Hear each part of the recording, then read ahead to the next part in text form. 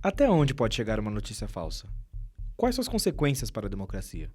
No podcast dessa semana, vamos falar de fake news, censura e muito mais. Segundo pesquisa da Transparência Internacional no Brasil, para 82% da população, as eleições de 2018 foram influenciadas por notícias falsas, as fake news.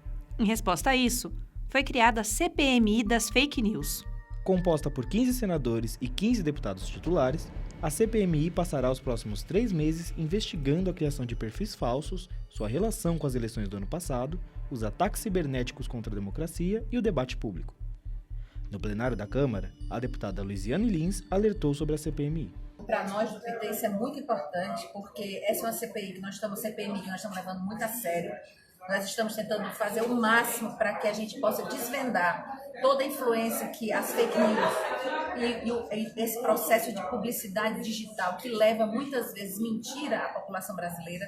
Além de tudo, outras questões ligadas a crimes cibernéticos, nós estamos tentando organizar para que agora a CPI vai deslanchar independente da obstrução do PSL. Para vocês terem uma ideia, estava aqui o próprio senador Flávio Bolsonaro, que é filho do Bolsonaro, estava aqui, votou contrário, mas foi amplamente derrotado, porque só apenas 4 votos contrários e tivemos 15 votos favoráveis aos requerimentos. Uma prova de que mesmo independente do partido político, também tem outros grupos políticos, outros partidos que estão querendo investigar. Então, fiquem ligados em todo o desdobramento dessa CPMI. Tem muitas emoções aí pela frente. Só para vocês terem ideia, nesses 97 requerimentos aprovados até agora, nós temos, por exemplo, o convite para o deputado federal Alexandre Frota vir falar sobre o próprio governo Bolsonaro, e está aprovado. Portanto, além disso, empresas vão ser chamadas aqui para responder. As empresas que foram denunciadas de disparo em massa na época do processo eleitoral. Então, assim, são muitas emoções pela frente. Então, acompanhe.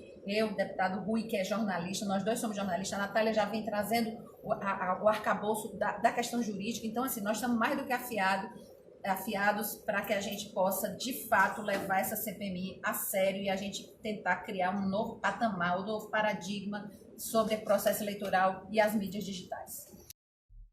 E nesta semana, conversamos com o deputado do PT São Paulo, Carlos Zaratini, para saber um pouco mais sobre as expectativas em torno da CPMI das fake news e o seu impacto político. Deputado, o debate sobre fake news é bastante novo. Qual a sua relação com o tema?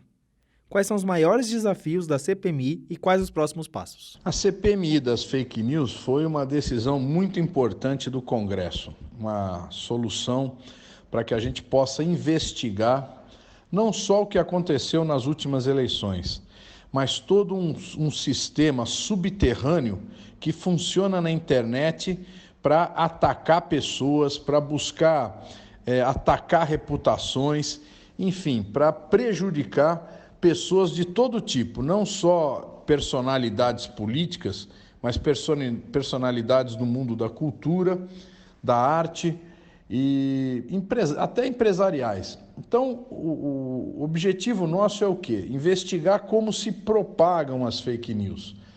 Então, pesquisar, entender os sistemas do Facebook, do WhatsApp, do Instagram, do Twitter.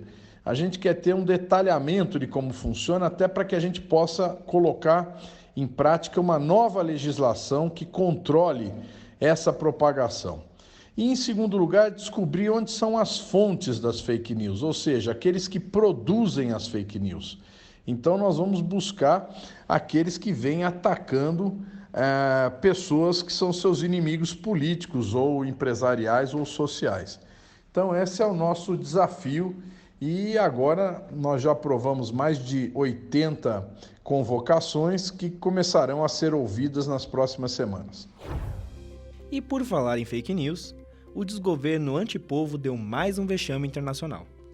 O discurso agressivo e mentiroso de Bolsonaro na Assembleia Geral da ONU tornou, na última terça, dia 24, um dia para se esquecer na política brasileira. A agência de checagem aos fatos analisou trechos do terrível discurso de Bolsonaro na ONU e descobriu uma série de mentiras destiladas pelo ex-militar.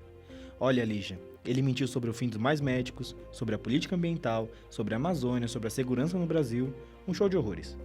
A única coisa de verdadeiro no discurso foi a sua vontade de tornar o país cada vez mais submisso aos interesses dos Estados Unidos, sacrificando nossa soberania. Pois é, Iago. Parece que para o desgoverno Bolsonaro, vale fake news acima de tudo e ataque acima de todos. Em nota, o PT comentou sobre a fala. Abre aspas.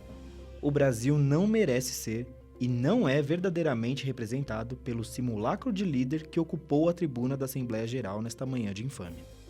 Jair Bolsonaro é o resultado da violação aos valores que o povo brasileiro cultivou ao longo de séculos de lutas por liberdade e democracia. E a nota continua. Um país que já teve um presidente aclamado na ONU por afirmar que o combate à fome e à pobreza é o verdadeiro caminho da paz e que soube percorrer esse caminho, saberá também superar esse vergonhoso pesadelo. Fecha aspas. E o cacique Raoni alerta ao povo brasileiro, abre aspas, Bolsonaro precisa sair, para o bem de todos, fecha aspas. O líder indígena foi recebido por parlamentares um dia após ser atacado nominalmente por Bolsonaro na abertura da Assembleia Geral da ONU. O povo mostra, cada vez mais, que concorda com Raoni. Como consequência, a cada nova pesquisa, Bolsonaro confirma o desastre de seu desgoverno e a sua rejeição dispara. A nova pesquisa Ibope, publicada na última quarta, dia 25, revela um novo atributo a Bolsonaro. Para 55% da população, ele não é confiável. Bolsonaro não chegou nem a 10 meses de gestão e já é rejeitado por metade do povo brasileiro. Dilma, em recente entrevista para o jornal espanhol El País, alertou sobre o crescimento do neofascismo deste governo, que gera vítimas a cada dia. E Benedita da Silva, deputada federal do Rio de Janeiro, também comentou as consequências da violência armada nas periferias. Senhoras e senhores deputados, eu venho a essa tribuna para denunciar essa morte brutal da menina Agatha Félix, de 8 anos de idade, com um tiro de fuzil nas costas, abriu finalmente os olhos da sociedade sobre o clima de terror vivido pela população das favelas e periferias do estado do Rio de Janeiro. Infelizmente, os dados da estatística da morte publicados recentemente revelam com toda a sua crueza a situação de extrema violência provocada oficialmente por uma política assassina de segurança pública. A índole fascista e a política de extermínio que é promovida por Bolsonaro também reverberam no governo do Rio de Janeiro, sob a gestão de Wilson Witzel. A morte da pequena Agatha Félix, na última semana, sensibilizou todo o país contra a escalada da violência nas periferias do Rio de Janeiro. Nas redes sociais, muita gente lembrou que, se já tivesse sido aprovado o pacote criado por Moro, policiais envolvidos em mortes como essa estariam isentos de responder criminalmente por seus atos. Seria possível alegar legítima defesa, mesmo que não houvessem provas de confronto armado naquele momento. Não podemos aceitar que mudanças na política penal do país sirvam para trazer mais sangue e violência e aumentar o número de mortes como a de Agatha, ao invés de reduzi-lo. Somos contra qualquer política de extermínio. Se o sacrifício que eu estivesse fazendo hoje pudesse resolver um problema do povo brasileiro.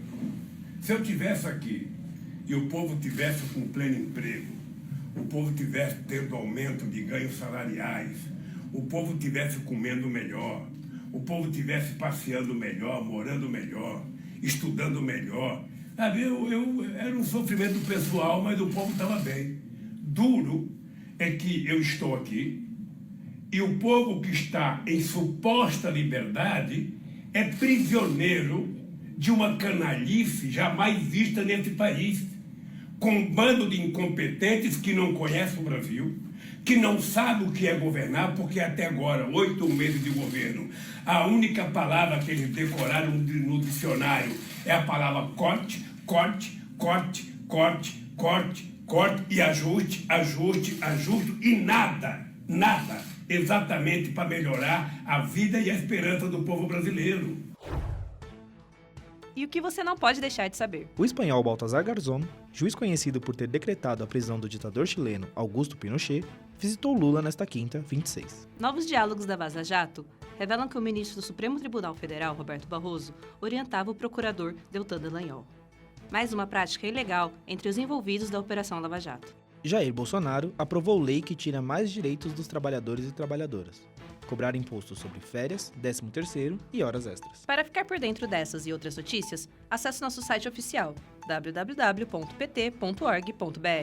E o Semana 13 de hoje vai ficando por aqui. Obrigado, Iago. É isso aí, pessoal. Muita luta e muita resistência pela frente. Lula livre!